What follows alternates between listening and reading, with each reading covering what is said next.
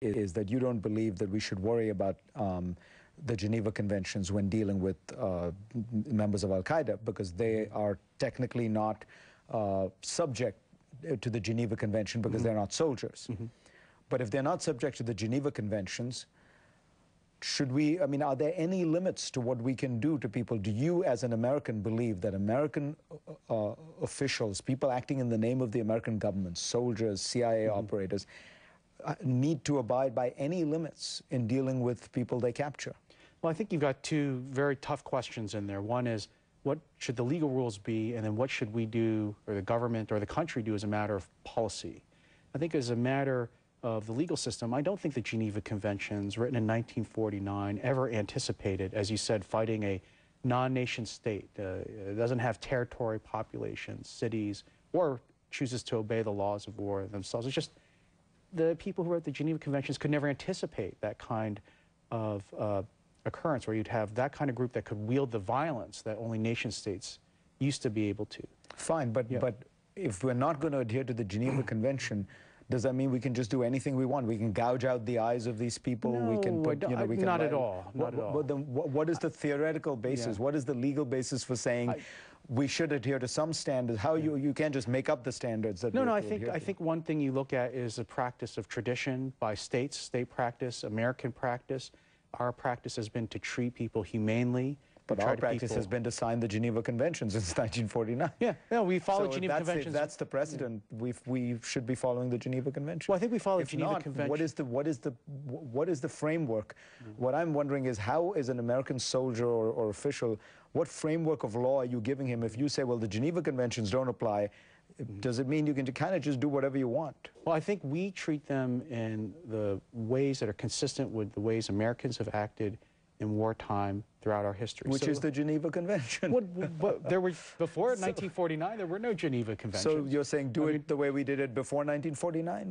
In terms of practice, Americans and their armed forces have treated the enemy humanely throughout much of its history, and have tried to. And in fact, the reasons we have laws of war and we have the principle of humane treatment, we codified those by signing the Geneva Convention in '49 and have adhered to it since then. So why not say, that's the practice, that's the settled practice? Don't get me wrong.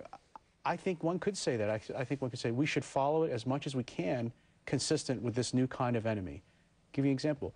The Geneva Conventions essentially require that all the detainees be put in an open barrack, which would be quite inconsistent with the nature of Al-Qaeda. Unfortunately, you have to put them in individualized cells. That would not be following Geneva to the letter, right? But you could try to be as consistent with it as possible. And so I think that's what I would think we would do as Americans.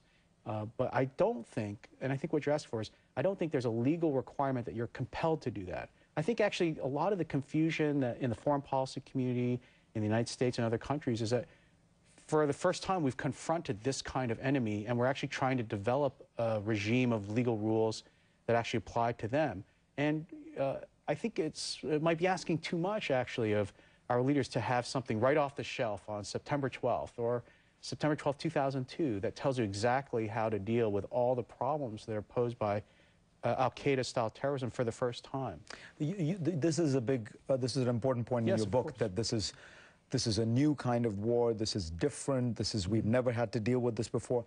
And I'm struck by the parochialism of the way in which you look at this, because actually terrorism is not that new.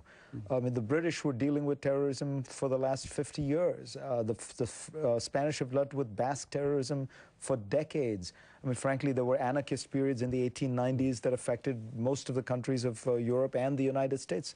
McKinley was shot by an anarchist. You know, in the 1930s, there were people blowing up buildings.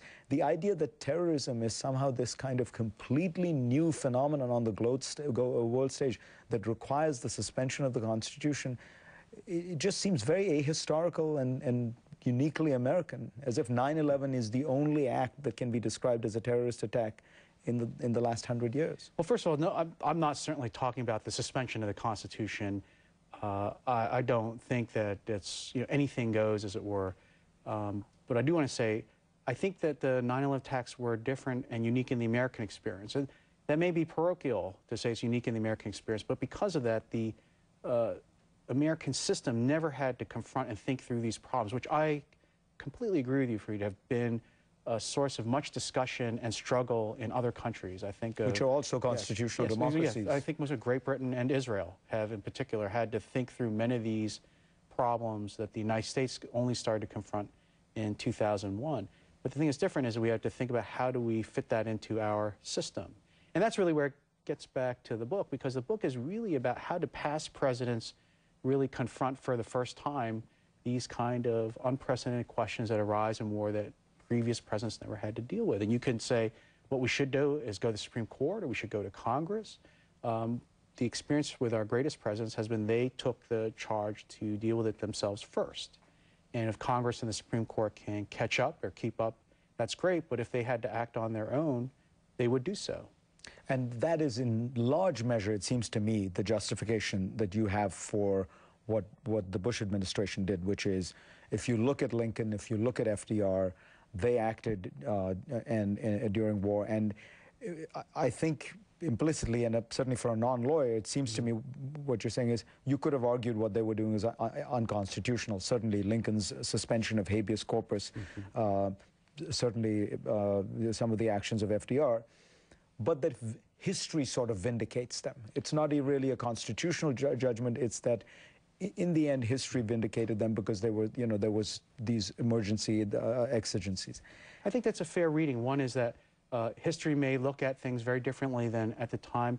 The thing I do also want to point out is there was enormous criticism or reaction to all of these presidents when they took these steps. And in some ways, the system, the political system, Congress, the president, the whole network of commentators, observers, active public citizens can also respond and in many ways counterbalance or check those presidents when they disagree with them. In some ways, much more fierce in past conflicts than what we've seen in the last 10 years in this country. But of course, in many of those cases, history did not vindicate them. Yes. FDR's internment of the Japanese Americans was a classic case of essentially extra-constitutional exercise of presidential authority, which history looks upon shamefully. Yeah, I mean, I so the fact that other people have done it in the past is not necessarily going to vindicate everything that you suggested that Bush do or that Bush did. Well, let me also say, having this kind of power in the presidents is no guarantee that presidents will exercise it wisely. We have had presidents who have made terrible decisions or wrong decisions. You mentioned the internment. You could also look at Richard Nixon, who wiretapped his political enemies under the claim of national security. I think there's at the fundamental, this is what I really struggle with in the book and going through these different presidents to figure out what they did that was right and wrong, is it really worth it in the Constitution, in our system, to have the ability for presidents to act energetically and quickly and swiftly when there's also the cost that you will have mistakes by people like a Nixon or the mistakes that FDR engaged in. And in balance at the end, I think it's worth it, but I don't ever want to be read to say that having this kind of unilateral presidential power is always a positive, that's always used for good. It can just as well be used for bad. And we will be back right after this. Well, I think when we come to the state where Al-Qaeda is not successfully carrying out operations or attempting to carry out operations against the American homeland in any sort of violent way that would cause a number of deaths. What does that mean? That cedes the initiative entirely to them.